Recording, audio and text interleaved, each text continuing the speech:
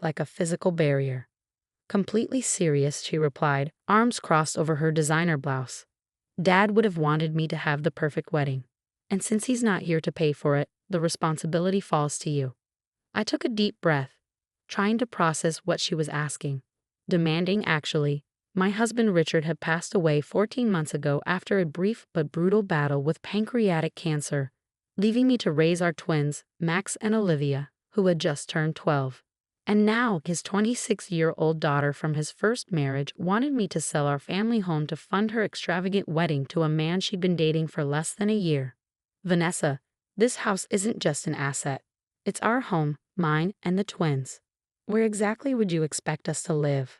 I asked, struggling to keep my voice level. She shrugged, inspecting her manicured nails.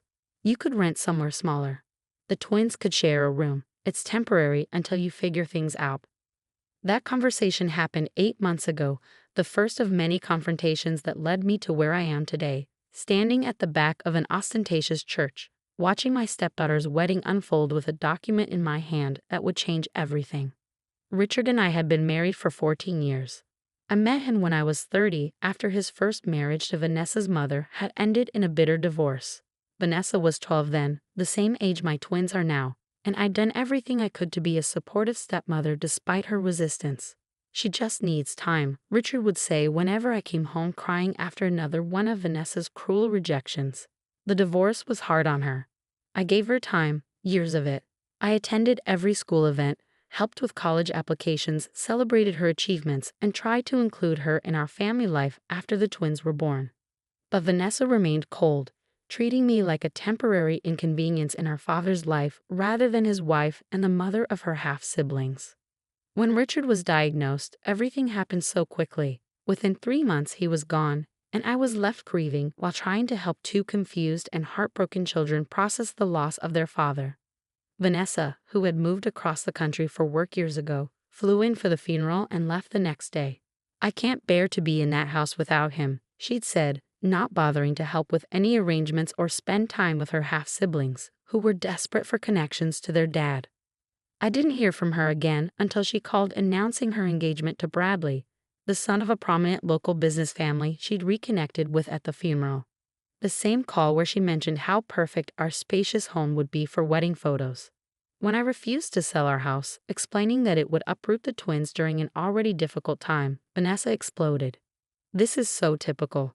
You've always put those kids ahead of me," she shouted through the phone.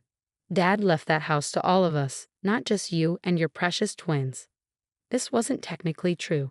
Richard and I had owned the house jointly, and his will had left his share to me with the understanding that the twins would inherit it eventually. Vanessa had received a generous life insurance payout and Richard's vintage car collection, which she promptly sold. "Vanessa, your father wouldn't want your siblings to lose their home," I tried to reason. "Half-siblings," she corrected icily. "And Dad would have wanted to give me away at my dream wedding. Since he can't do that, the least you can do is make sure the wedding happens the way he would have wanted." Despite my refusal to sell, Vanessa continued with her wedding plans, repeatedly hinting that I could do the right thing and at least take out a second mortgage. When that didn't work, she started asking for loans, suggesting I dip into the twins' college funds or cash out my retirement account. "It's just sitting there anyway," she argued during one particularly heated phone call.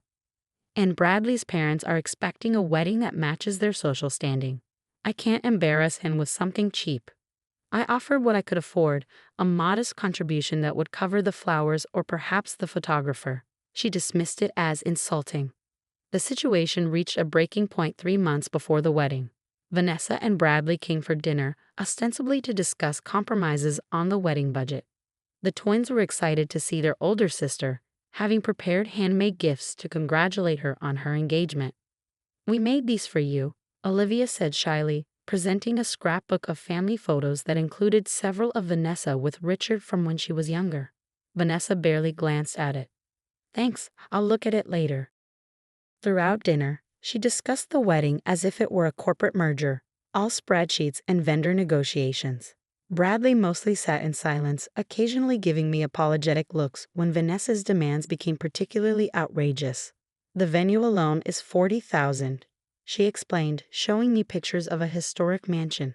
And that's before catering, which is another $35 per head with a minimum of 200 guests. That's more than I make in a year, I said quietly, aware of the twins listening from their end of the table. Well, if you just sell this place, it wouldn't be an issue, Vanessa snapped. It's too big for the three of you anyway.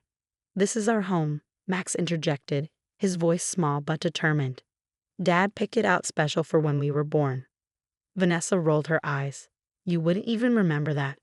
You were babies. But we know the story, Olivia said. Dad told us all the time. How he wanted a big yard and rooms where we could all be together, but also have our own space to grow. Well, Dad would want me to have my dream wedding more than he'd want you to stay in some house you'll outgrow in a few years anyway, Vanessa replied dismissively. After the twins went to bed, clearly upset, the argument escalated. I'm not selling our home, Vanessa, I said firmly. I've offered what I can afford, and I'm sorry if it's not enough. But your father would never expect your siblings to lose their home for a one-day event. Fine, she said coldly, gathering her things. Then don't bother coming to the wedding. I don't want you there anyway, you or those two. You're not real family. Bradley looked uncomfortable. Vanessa, maybe we should. No, she cut him off. I've made my decision. If she won't help, she's not welcome. Dad would understand. With that, she stormed out, leaving Bradley to apologize awkwardly before following her. The formal invitation arrived by email the next day. A curt message stating that due to budget constraints and venue limitations, my presence and that of the minor children would no longer be accommodated at the wedding. As if we were furniture that didn't fit the floor plan. The twins were devastated when I had to tell them. Not because they were particularly excited about sitting through a wedding ceremony, but because it was one more rejection from a sister they desperately wanted to connect with, one more severed tie to their father. Why doesn't she like us, Mom? Olivia asked, tears streaming down her face. I had no good answer. How do you explain adult pettiness and long-held grudges to children who just want to be loved? What happened next wasn't planned, at least not initially. 2 weeks after our invitation, I received a call from my neighbor Eleanor, a retired attorney who had been a close friend of Richard's and had helped us with various legal matters over the years. Jennifer, I just ran into Bradley's mother at the garden club, she said without preamble. She was going on about how generous you are for selling your home to give Vanessa her dream wedding. Said it was the most selfless gesture she ever heard of from a stepmother. My blood ran cold. I'm not selling our house, Eleanor, Vanessa asked, demanded. Actually, but I refused. There was a long pause. Well, that's not what she's telling Bradley's family. She told them you're closing on the sale next week, and the proceeds are her wedding gift. Bradley's mother is singing your praises all over town.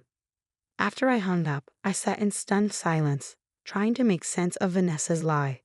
Was she hoping to pressure me by creating this false narrative? Or was there something more sinister at work? On a hunch, I called our family attorney, who confirmed my fears. Vanessa had been making inquiries about the house's title and Richard's will, specifically looking for loopholes that might give her a claim to force a sale. She doesn't have legal standing, he assured me. The house is yours, but the fact that she's looking into this is concerning. That evening, after putting the twins to bed, I sat in Richard's old office, surrounded by the remnants of his life, books he'd loved, photos of our family, the worn leather chair where he'd read bedtime stories to the twins. And I made a decision. The next day, I contacted Eleanor and asked for her legal expertise on a rather unusual plan. Over the following weeks, as Vanessa's wedding approached, I executed my strategy quietly and methodically. I received no further communication from her, except a formal wedding invitation sent to Mrs. Jennifer Carson and family 3 weeks before the event. Clearly a gesture meant for Bradley's family to see rather than a genuine inclusion. I RSVP'd for myself only, sending a polite note that the children have prior commitments rather than mentioning they'd been explicitly uninvited previously. The day of the wedding arrived, bright and clear. I dressed carefully in a modest navy dress, arranged for my parents to watch the twins, and drove to the historic mansion Vanessa had chosen for her ceremony. The venue was exactly as extravagant as she described. Floral arrangements larger than my dining table adorned every surface, crystal chandeliers glittered overhead, and a string quartet played softly as guests in designer attire mingled in the garden. I took a seat near the back of the ceremony area, the envelope in my handbag feeling impossibly heavy. Several of Richard's relatives nodded in my direction, their expressions a mix of surprise and sympathy. They'd all received the same story about my generous gift of selling my home.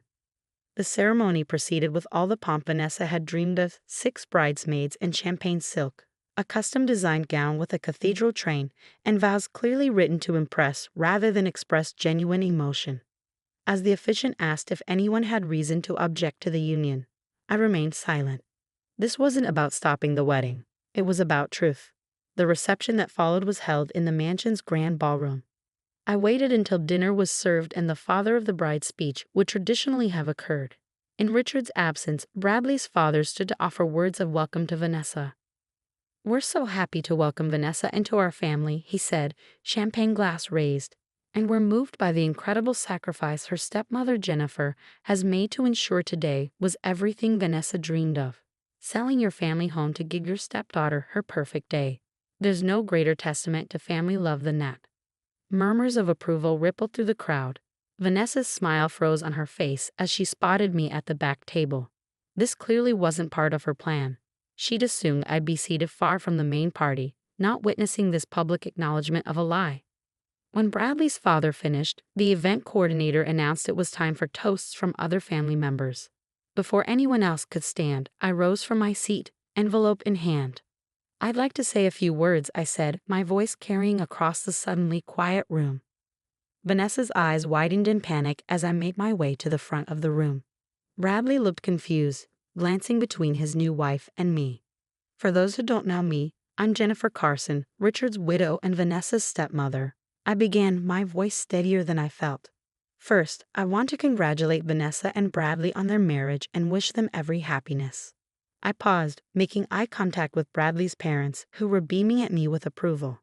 "I've heard there's been some confusion about a wedding gift from me," I continued.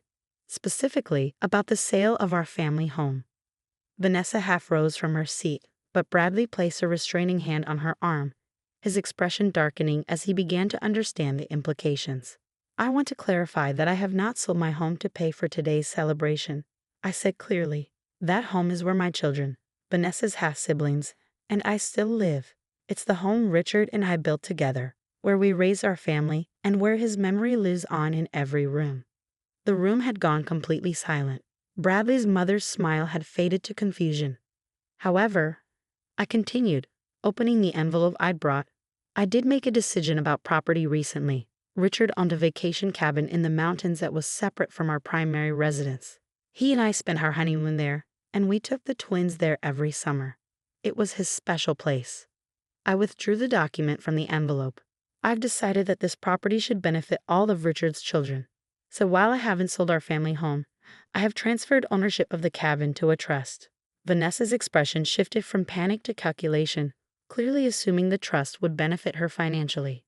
"This trust," I continued, "will maintain the property as a retreat for families dealing with childhood grief and loss. It will be named for Richard and operated by the Children's Bereavement Center that helped Max and Olivia after their father's death." I held up the trust document for everyone to see. "The property belongs to someone else now, to children who need a safe place to heal, just as Richard would have wanted. I've made this donation in honor of today's marriage as my gift to the couple." The implications were clear. There would be no windfall for Vanessa, no property she could leverage or sell.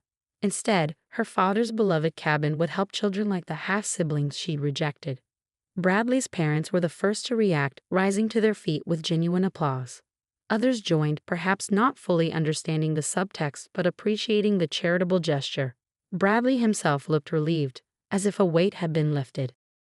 Vanessa sat rigid in her chair, a brutal smile fixed on her face as she realized her lies had been exposed in the gentlest, most public way possible. After returning to my seat, I stayed only long enough to finish my meal and accept genuine thanks from Bradley's parents, who seemed oblivious to the tension between Vanessa and me. As I prepared to leave, Bradley approached alone. "Thank you," he said quietly. "For what?" I asked, surprised. "For not saying everything you could have." He glanced back at Vanessa, who was determinedly mingling with guests, as if nothing had happened. "I didn't know about the lies regarding your house. I would never have gone along with that." I studied his face, seeing genuine regret there. I hope you'll be happy, Bradley, and I hope Vanessa finds peace with whatever she's been carrying all these years. The twins, he said hesitantly. I'd like to meet them properly sometime. They're my family now, too. It was an olive branch I hadn't expected. They'd like that. 3 months have passed since the wedding. Vanessa and Bradley returned from their honeymoon to find their social circle well aware that there had been no sacrifice of a family home. Though most were tactful enough not to mention it directly. Bradley has kept his word about wanting to know his new siblings, coming for dinner twice and even taking Max to a baseball game. Vanessa hasn't joined him, but she did send birthday cards to the twins last month. The first acknowledgement of their special day in years. The cabin has been renovated to accommodate small groups of children and their families, with the first grief retreat scheduled for next month. The twins have helped with the preparations, picking out games and books they think other kids might find comforting. Do you think Dad would be happy about what we did with the cabin? Olivia asked me recently as we sorted through old photos for the retreat center's walls. I showed her a picture of Richard at the cabin, arms spread wide as if embracing the mountains behind him, his face alight with joy. I think he would love knowing his special place is helping children heal, I told her honestly. Your dad believed homes weren't just buildings. They were places where people could feel safe, loved, and remembered. Even Vanessa? Max asked, surprising me with his insight. Even Vanessa, I agreed. Maybe especially Vanessa. Last week, an envelope arrived in the mail. A check from Vanessa with a brief note.